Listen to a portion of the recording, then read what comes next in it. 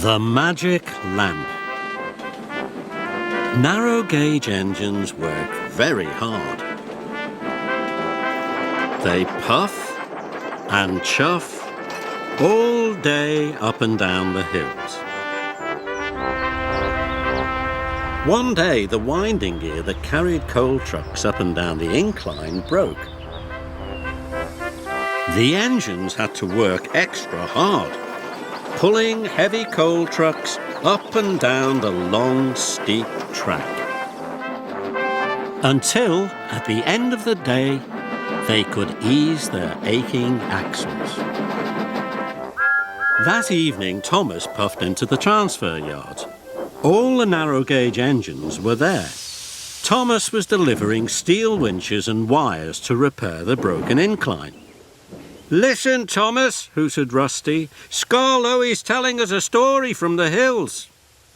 "Long, long ago," began Scarloey, "there was an old engine called Proteus. His lamp was so bright you could see it for miles around. Proteus said it was a magic lamp. He promised that if any engine ever found a lamp, their wishes would come true." "How would you know it was Proteus's lamp?" asked Duncan. "First you feel a rush of wind whenever the lamp is near," Scarloey chuffed quietly. "Then you hear a strange creaking sound. And finally," he added, "you'll see it flicker on and off and on." Peter Sam huffed loudly. "I don't believe there's a magic lamp." Soon all the steel winches and wires were loaded into Peter Sam's trucks. "I have work to do," huffed Peter Sam. "I'm a really useful engine, not a really silly one. The incline must be working by morning, so I won't be wasting my time looking for a silly magic lamp," he tooted proudly, and he steamed quickly away. The moon was bright. Peter Sam huffed and puffed. "The magic lamp I know isn't true. It's just an old story and quite silly too." Peter Sam clickety-clacked towards a junction. Suddenly, he felt a great rush of wind. His axles rattled and his couplings creaked. "What's happening?" Peter Sam whistled. He was so surprised he puffed right past the junction and up the wrong line away from the incline. Peter Sam still didn't believe Scarloey's story about Proteus's magic lamp. But then he heard a creaking sound and his wheels began to wobble. Up ahead, a light flickered off and on and off. Then he saw it. It was just the fogman's lantern. It creaked and croaked as it swung outside his cabin. Peter Sam felt better. He chuffed past. Peter Sam was now even further away from the incline. "The magic lamp I know isn't true. It's just an old story and quite silly too," he huffed quietly to himself. Then suddenly there was another rush of wind. Then a creaking sound. And finally a flickering light. On and off and on. The wind, the creaking sound, and the flickering light. Could it be Proteus's lamp? Thought Peter Sam.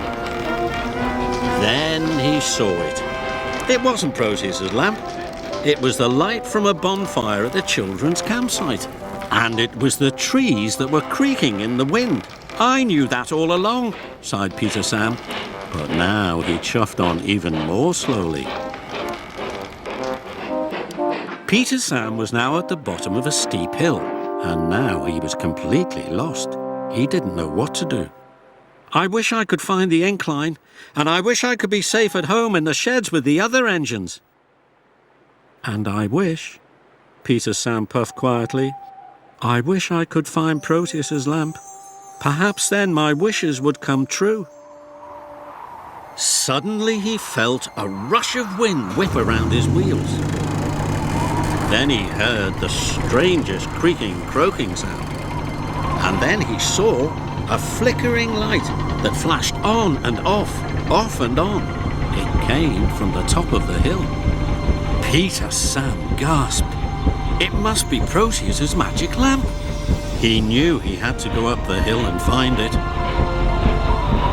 The wind whirred and stirred. The sound became a whooshing and a wheeshing, and the light flickered brighter and brighter.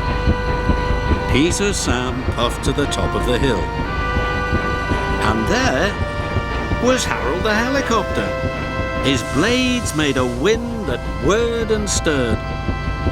The sound whooshed and wheeshed as the blades spun round. And Harold's bright light flickered on and off and on. Peter Sam was very surprised. "Harold," he gasped. "Hello," hummed Harold. "I was dropping off some packages for the hill farms. What are you doing?" "I'm lost," Peter Sam said.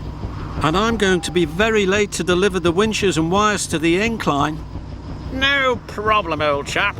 I'll show you the way." And Harold took to the air. His strong light shone brightly and showed Peter Sam the right way to the incline.